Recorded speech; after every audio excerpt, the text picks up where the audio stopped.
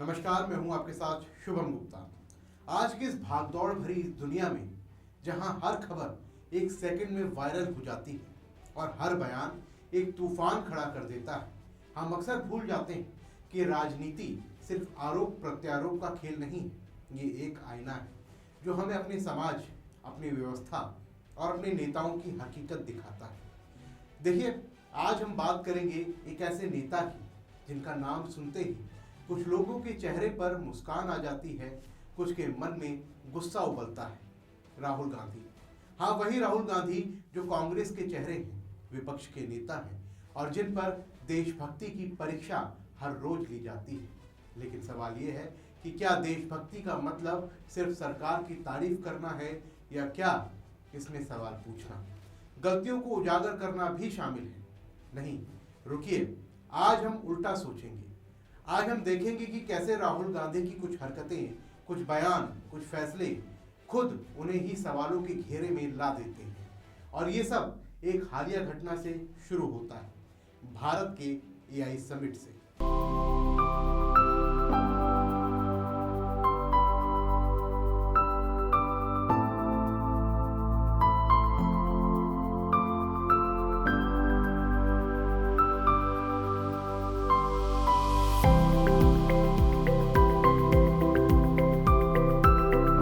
एक ऐसा समिट जहां दुनिया भर के नेता भारत की तारीफ कर रहे थे, लेकिन राहुल गांधी ने उसे शर्मनाक पीआर स्पेक्टिकल कह दिया। सोचिए, क्या ये देश की इज्जत बढ़ाने का मौका था या इसे नीचा दिखाने का? आज हम इसी पूरी घटना को समझेंगे और इसका विश्लेषण करेंगे। तो चलिए शुरू करते हैं। देखिए, सबसे पहले बात करते हैं इस एआई समिट की। भारत में अभी फरवरी 2026 में दिल्ली में एआई इम्पैक्ट समिट हुआ। दुनिया भर से बड़े बड़े नेता आए, ब्राजील के, फ्रांस के इमैनुअल मैक्रो जैसे। प्रधानमंत्री मोदी ने खुद इसका उद्घाटन किया। सबने भारत की एआई में प्रगति की तारीफ की। भारत को एआई का हब बताया गया। लेकिन ठीक इसी वक्त राहुल गांधी ने क्या किया? उन्होंने एक्स पर एक पोस्ट लिखा और कहा, instead of leveraging India's talent and data, the AI summit is a disorganized PR spectacle, Indian data up for sale, Chinese product showcased।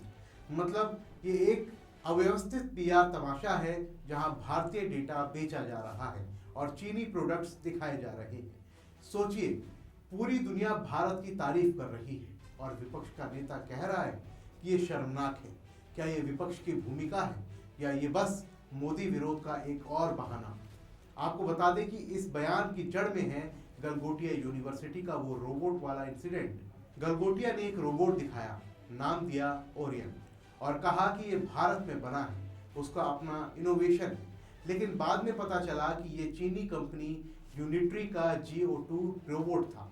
बस एक छोटी सी गलती, लेकिन सरकार ने तुरंत एक्शन लिया, उनका स्टॉल बंद कर दिया, बिजली काट दी और आगे जांच का आदेश दे दिया। अब सवाल ये है कि क्या एक यूनिवर्सिटी की गलती पूरे समिट की, पूरे देश की गलती? राहुल गांधी कहते हैं हाँ, लेकिन सोचिए, क्या ये तर्क संगत है? जैसे कि कांग्रेस के जमाने में कभी घोटाला ही नहीं हुआ। याद कीजिए 2G कोयला घोटाला, तब क्या कांग्रेस ने पूरे देश को शर्मसार नहीं किया? राहुल जी, अगर आप एक रोबोट की वजह से भारत से शर्मिंदा हैं, तो आपके नेतृत्व में कांग्रेस की हारों की वजह से तो पार्टी ही शर्मिंदा हो गई है। राहुल 95 चुनाव हार चुके हैं, फिर भी उनके अंदर जरा भी सुधार नहीं है। और देखिए, बीजेपी ने सही जवाब दिया। गौरव भाटिया ने कहा, those who lack intelligence should not post about AI. मतलब जिनके पास इंटेलिजेंस नहीं, वो एआई पर पोस्ट ना करें। देखिए, जब भी आर्टिफिशियल इंटेलिजेंस की बात आए तो कोई भी ऐसा व्यक्ति कृपया करके बना बनाया ट्वीट ना करे जिसके पास इंटेलिजेंस ही नहीं है। और दुख की बात यह है, ये राहुल गांधी जो है, इनका एक ही मकसद है। इनका मकसद है, अगर भारत की वाहवाही हो रही है, विश्व पटल पर अगर भारत अग्रणी भूमिका निभा रहा है, तो राहुल गांधी चाहते हैं कि ये धब्बा लगाएं भारत का नाम खराब कैसे हो, यही षड्यंत्र कांग्रेस के हेडक्वार्टर में चलता रहता है। लेकिन यह गर्व की बात है हर देशवासी के लिए, देश के प्रधानमंत्री श्री नरेंद्र मोदी जी के नेतृत्व में आज तमाम वर्ल्ड लीडर्स भारत में हैं और वो भारत की एक सकारात्मक भूमिका देख रहे हैं और उसका जो योगदान है उसकी सराहना भी कर रहे हैं। कितना सटीक तंज है। राहुल जी, एआई का मतलब आर्टिफिशियल इंटेलिजेंस है, लेकिन आपका बयान तो नेचुरल फ्रस्ट्रेशन लगता है। मोदी की हर सफलता पर पानी फेरना, क्या ये कांग्रेस की नई रणनीति है? ये समिट भारत को ग्लोबल एआई लीडर बनाने का प्रयास था, लेकिन राहुल के बयान ने इसे विवाद बना दिया। क्या ये देश हित में है या बस पॉलिटिकल पॉइंट स्कोरिंग है? अब चलिए एआई से आगे बढ़ते हैं। राहुल गांधी पर संसद में हुड़दंग का आरोप है। याद कीजिए हाल ही में संसद सत्र में क्या हुआ। राहुल गांधी की अगुवाई में कांग्रेस सांसदों ने स्पीकर ओम बिरला के चैम्बर में घुसकर हंगामा किया। प्रियंका गांधी और केशव वेणुगोपाल वहां मौजूद थे। आरोप है कि उन्होंने प्रधानमंत्री मोदी पर हमला करने की साजिश रची और स्पीकर के साथ गाली गलौज भी की। सोचिए, विपक्ष का नेता जो शैडो पीएम जैसा है, उसकी ऐसी हरकतें। देखिए, संसद लोकतंत्र का मंदिर है, हंगामा करना विपक्ष का हक है, लेकिन हमला, साजिश, ये क्या बचकाना नहीं? किरण रिजिजू ने सही कहा कि राहुल गांधी का व्यवहार गैर जिम्मेदाराना है। राहुल जी का संसद में आंख मारना आपको तो याद ही होगा, वो तो प्यारा था, लेकिन अब हमला, साजिश, लगता है कांग्रेस की स्क्रिप्ट बॉलीवुड से इंस्पायर्ड है। हर बार मोदी को विलेन बनाओ, लेकिन जनता देख रही है। बीजेपी के निशिकांत दुबे ने लोकसभा में मोशन पेश किया, कहा कि राहुल की सदस्यता खत्म करो, चुनाव लड़ने पर लाइफ टाइम बैन करो। क्यों? क्योंकि वो विदेश में भारत विरोधी ताकतों से मिलते हैं। सोरोस फाउंडेशन, यूसेट, फोर्ड फाउंडेशन, क्या ये सिर्फ आरोप हैं या हकीकत?